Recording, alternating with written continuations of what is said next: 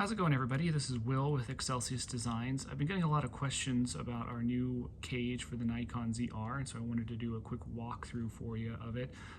This is obviously the plastic prototype. This is the last of the prototypes we did before going into production. The final version is machined out of a single piece of 6061 aluminum, so extremely robust and solid design. The camera mounts extremely simply inside, simply slides in through the back. It's a very nice tight fit, and then one screw comes in through the bottom to secure it into place here. Now the single screw with the all-encompassing cage does a very great job of keeping this solid and sturdy in there. However, if you are worried about any further swivel, we do have custom screws that go in to a secondary point into the tripod hole on the camera itself as well, to just further reduce any potential swivel of the camera while it's in the cage, although the cage itself, like I said, gives it a very robust internal fit.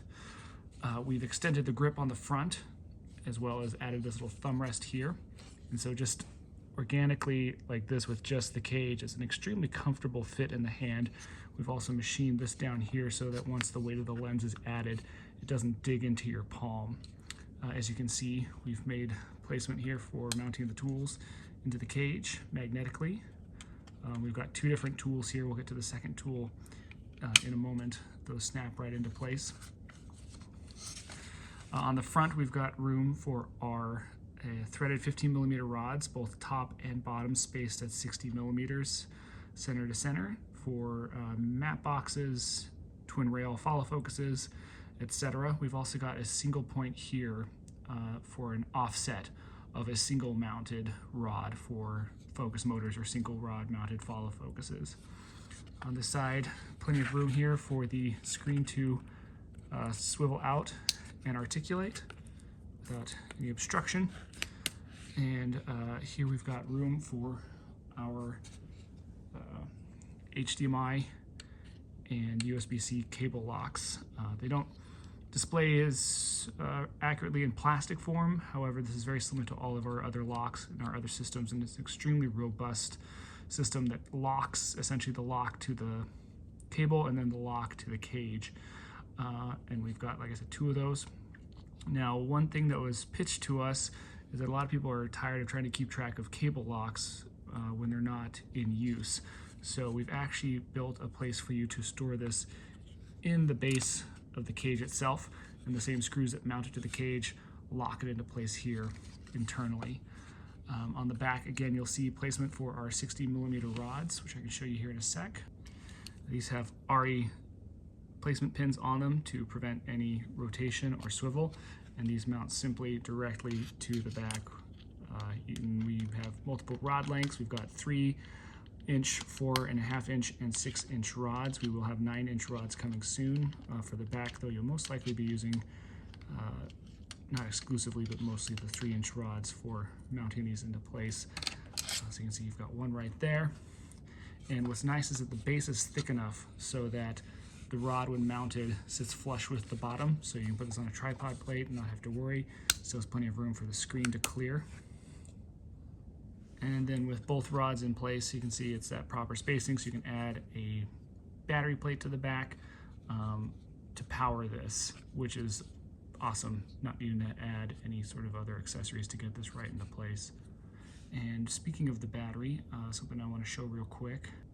A well-documented pain point of this camera is its hindrance of running a dummy battery. So we built the cage with a solution for that. The door itself doesn't have a cutout for the cable to protrude, and it also cannot be removed. However, we have this cutout here, which serves a few different purposes. One is so that you can get your fingers in to remove the SD card, a CF Express card, a little bit easier. It's also that familiar shape for a bottle opener, but it also allows the dummy cable to pass through, and then with a simple M2 screw here coming in through the side of the cage, it holds that battery door up so that it doesn't fall beyond the cage, so that you can run power through a dummy, not needing to use the USB-C, and obviously run this D-tap into a V-mount on the back, and you've got a nice clear space for your cable. Moving on to the top, a lot of people are using the hot shoe for microphones, so we wanted to be sure you had plenty of room to mount that and have clearance for whatever accessory you're using. However, we wanted to still give you the option for as many top handles as possible. So without anything in place, you've still got your 3/8 with RA spacing pins and a couple other quarters here for mounting fairly standard direct screw-in top handles. However, if you're wanting to use a NATO, then the base option of the cage comes with this, which is the second half. You can see the front half of the NATO's cut into the cage. This is the back half, and it simply slides and locks into place here, and with two M4 screws is screwed into place. But as you probably noticed, it's got these little dowel pins in place to also further strengthen that when it's locked in. So that adds a lot of strength and rigidity to the design. So you can now still have a nice, clean, almost built-in NATO rail here for if you're, in instances you're not using this hot shoe, and it easily is removed. Now beyond that, there's a second option here. This one comes with the cage as is, as does one HDMI cable lock. However, if you want to build a little bit more on top, then you can simply order it with a secondary. Now these are fitting a little bit tight just because it's plastic, and plastic shrinks a little bit. You get this secondary piece that still has that NATO cut into it. And this has 4 dowel placement pins to add extra rigidity here. That also slides in, is held down with the 2 screws, and that will add more mounting points to the top of your camera. As you can see, they are all still in alignment with this side piece as well as the front, so that if you're needing 2 points to rig this from the top, you've got those. This is an extra add-on. When you order the cage, you can get it with this. If you get it with this, it also includes the simple one, or the cage itself just comes with the simple one already in place. We've got a focal plane marker here with an M4 screw, so you can add a screw there for running soft tape on set. And then a few other interesting design choices we did is basically any place that we had open real estate, we wanted to make use of it. So we've actually got a couple of cold shoes, one here on the side, one here on top for LiDARs or tentacle sinks or whatever you might be mounting with a cold shoe. We've also built in NATO rails here on this top side for quick release accessories mounted to NATOs, as well as right here. And that still has a cutaway so you can get to that door flap nice and easily. On this side we have another built-in NATO for side handles, placement for putting screw-mounted side handles. And then feedback I've gotten from cinematographers is that in a lot of professional builds they need more 3/8 holes. So as you can see, we've loaded this up with a lot of 3/8 holes all throughout the cage.